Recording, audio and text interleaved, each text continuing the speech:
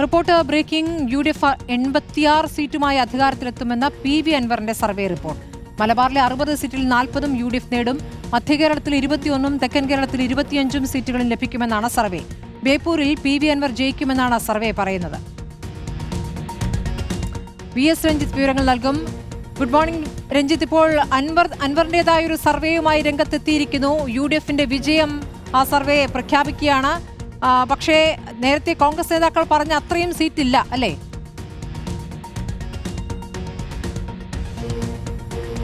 സ്മൃതി, സാധ്യതാ പട്ടികയിൽ ഒരു പറ്റം സീറ്റുകൾ PV അൻവർ മാറ്റിവെച്ചിട്ടുണ്ട്. ഉറച്ച സീറ്റുകളായി PV അൻവർ പറയുന്ന 86 സീറ്റുകളാണ്. ഇനി റിസൾട്ട് വരാൻ കേവലം 5 ദിവസം മാത്രമേ ബാക്കിയുള്ളൂ. ഈ 5 ദിവസം മുൻപാണ് 86 സീറ്റുമായി UDF അധികാരത്തിലെത്തും എന്നുള്ളൊരു കണക്ക്. അത് കൃത്യമായി ഓരോ മണ്ഡലങ്ങൾ തിരിച്ചുള്ള വിശദാംശങ്ങളും വിശദീകരണങ്ങളും കൊടുത്തുകൊണ്ടാണ് അൻവർ ആ കണക്ക് പുറത്തുവിടുന്നത്.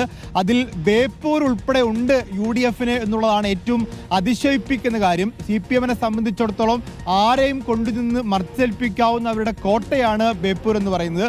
അവിടെ ഒരു തവണ MLA ആയി മന്ത്രിയായി ആ മണ്ഡലത്തിലുണ്ടായി ജനകീയൻ എന്ന് പൊതുവെ അറിയപ്പെടുന്ന മുഹമ്മദ് റിയാസ് അവിടെ മത്സരിക്കുന്ന ഘട്ടത്തിൽ അദ്ദേഹത്തോട് മത്സരിക്കുന്ന PV അൻവർ ജയിച്ചു കയറും എന്നുള്ളതാണ് അദ്ദേഹത്തിൻ്റെ ആത്മവിശ്വാസം. സ്വാഭാവികമായിട്ടും UDFന്റെ ജയിക്കുകയാണെങ്കിൽ UDFന്റെ ഏറ്റവും മിന്നുന്ന ജയം ബേപ്പൂരിലേതായിരിക്കും.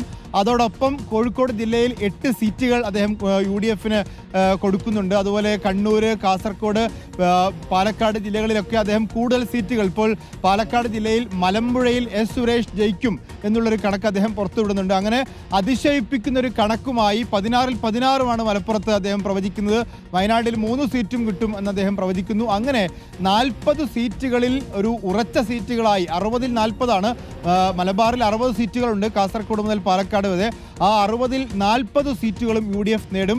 8 എണ്ണം സാധ്യതാ പട്ടികയിലാണ്. ആ പേരാമ്പ്രയും അതുപോലെ തന്നെ കോഴിക്കോട് നോർത്ത്, ബാലുശ്ശേരി, കുന്നമംഗലം സീറ്റുകളൊക്കെ അദ്ദേഹം സാധ്യതാ പട്ടികയിലാണ് ഇട്ടിരിക്കുന്നത്. അങ്ങനെ സാധ്യതയുള്ള 8 സീറ്റുകൾ, അങ്ങനെ 11ഓളം സീറ്റുകൾ കോഴിക്കോട് ജയിക്കുമെന്നും 8 എണ്ണം ഉറപ്പായും ജയിക്കുമെന്നാണ് അദ്ദേഹത്തിൻ്റെ കണക്ക്. മധ്യകേരളത്തിലേക്ക് വന്നാൽ ഈ 32-ൽ 21 സീറ്റുകളും തൃശ്ശൂർ, കൊച്ചി, തൃശ്ശൂർ, എറണാകുളം, ആലപ്പുഴ തുടങ്ങിയ ജില്ലകളിലെ 31 സീറ്റുകളിൽ 21 UDF ജയിക്കുമെന്നും തെക്കൻ കേരളത്തിലെ 48 സീറ്റിൽ 25 എണ്ണത്തിൽ ജയിക്കുമെന്നുമാണ് കണക്ക്.